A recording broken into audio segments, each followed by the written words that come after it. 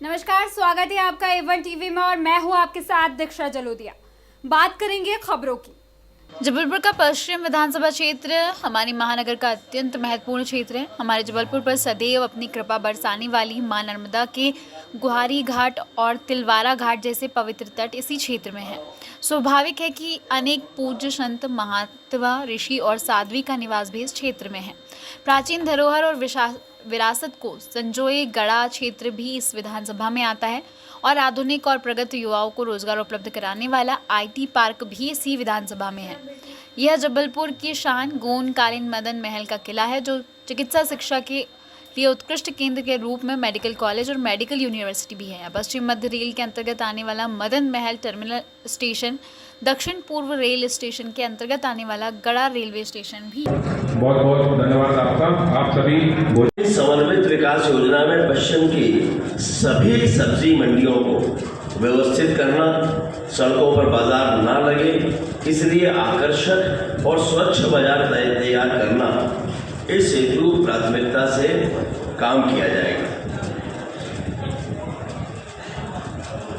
आप सभी की जानकारी में है कि शाश्वत और स्थायी विकास पर जोर देने के परिणाम स्वरूप जो विकास के कार्य अभी हो चुके हैं संसदीय क्षेत्र में, उनमें से कुछ बिंदुओं की तरफ मैं आपका ध्यान आकर्षित कर देता हूँ।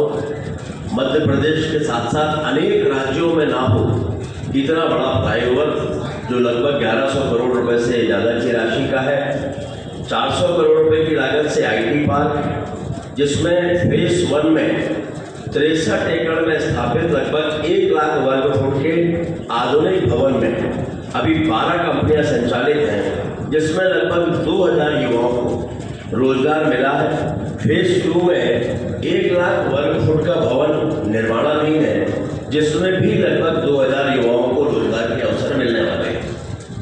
125 करोड़ की लागत से जबलपुर स्थित मदन महल रेलवे स्टेशन जो टर्मिनल स्टेशन के रूप में विकसित हो रहा है, मेडिकल कॉलेज में सुपर स्पेशलिटी हॉस्पिटल, संग्राम सागर का सौंदर्यीकरण, 40 करोड़ की लागत से सरला नवेटा भेड़ाघाट सड़क डेवलपमेंट प्लान में बस्तियों के नियमितीकरण पर जोर दिया जाएगा। आबादी बस्तियों की भूमि राजस्व भूमि से परिवर्तित की जाएगी और ये सभी आबादी बस्तियों का नियमितीकरण किया जाएगा।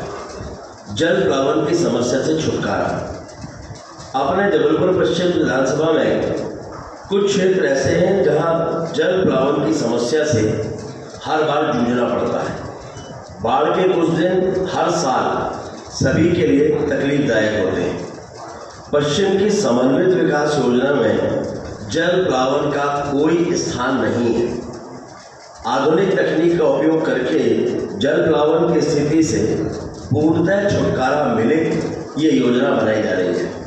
हम शाश्वत विकास पर विश्वास रखते हैं और इसलिए इस समस्या का स्थायी निराकरण निकालेंगे।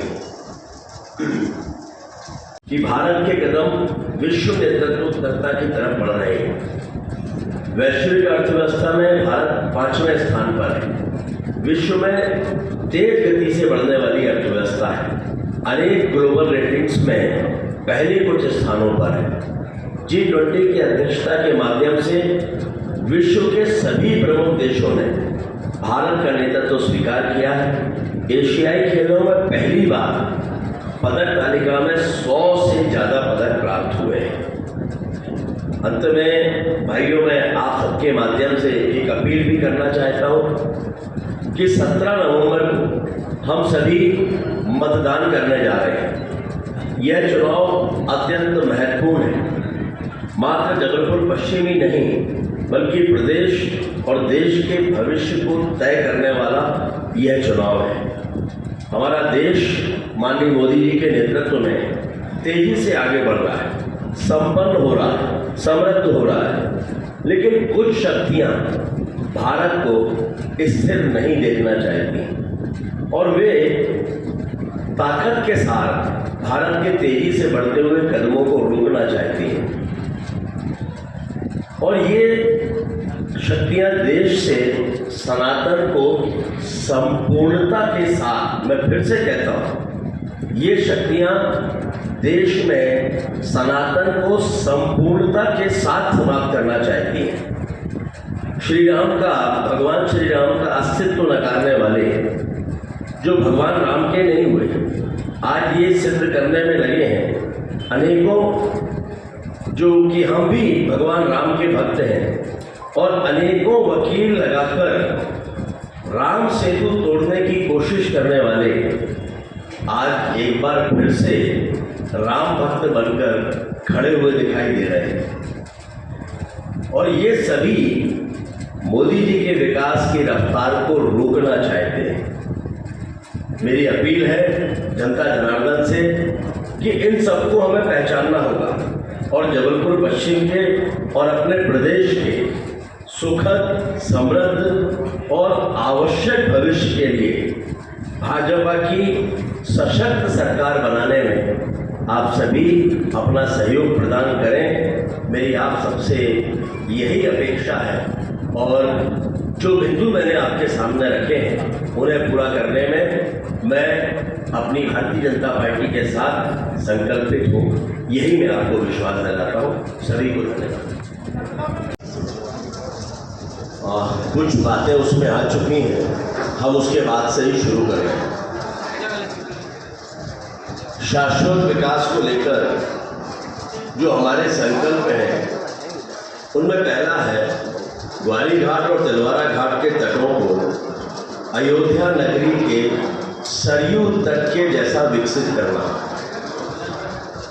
भगवान श्री रामचंद्र जी का भव्य मंदिर जहां आकार ले रहा है, ऐसे अयोध्या नगरी में पवित्र सरयू नदी के तटों को जिस तरह से विकसित किया गया है, वहाँ उन पर आधुनिक सुविधाएं हैं, साथ ही उन तटों की पवित्रता और परंपरा को भी अक्षुण्ण रखा गया है। इसी आधार पर हमारे ग्वारी घाट और तलवारा घाट के समग्र विकास की योजना है।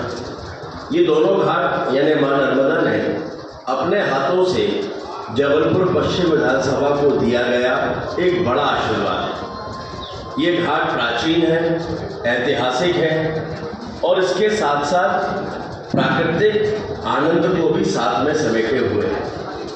अनेक मंदिर और संत साध्वियों का निवास भी यहाँ पर है, जिसके कारण ये सारी भूमि ही पवित्र है। इन दोनों घाट क्षेत्रों को सरयू के घाटों जैसा परंपरा के अनुसार, परंतु स्थानीय निवासियों, तीर्थ पुरोहितों, दर्शनार्थियों, पर्यटकों और व्यवसायियों की आवश्यकताओं को ध्यान में रखते हुए आधुनिक सुविधाओं से युक्त बनाया जाएगा। दोनों घाटों को और मां नर्मदा जी की आरती को और भी अधिक भव्यता प्रदान की जाएगी। आने वाले दिनों में ये दोनों घाट न केवल प्रदेश के बल्कि देश के आकर्षण के केंद्र बनेंगे। पश्चिम में जो पर्यटन स्थल है उनके विकास पश्चिम विधानसभा क्षेत्र में मात्र जबलपुर के लिए नहीं बल्कि पूरे प्रदेश के लिए महत्वपूर्ण हो, ऐसे ऐतिहासिक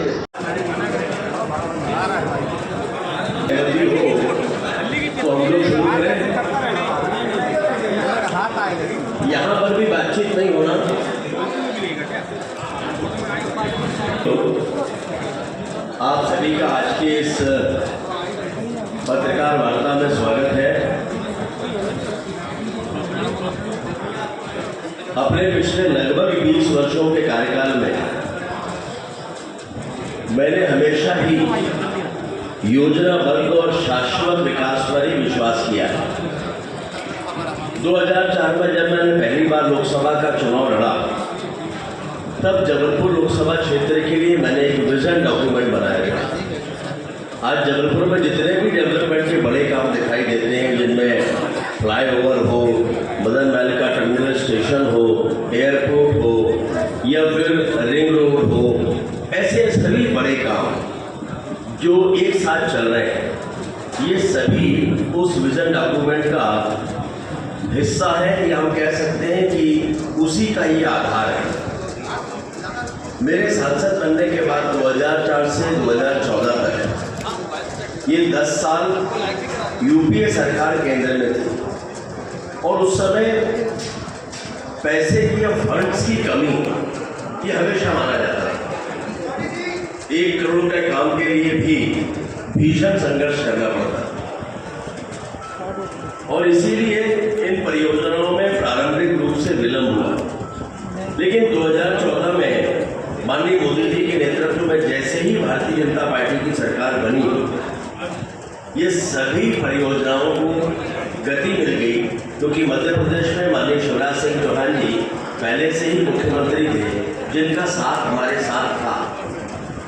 और जिस प्रकार जबलपुर के विकास का ब्लूप्रिंट दृष्टिपत्र के माध्यम से मैंने आप सबके सामने रखा था, उसी प्रकार जबलपुर पश्चिम विधानसभा क्षेत्र का विकास का शाश्वत विकास का ब्लूप्रिंट, जिसे हम विजन डॉक्यूमेंट कह रहे हैं, वो मैं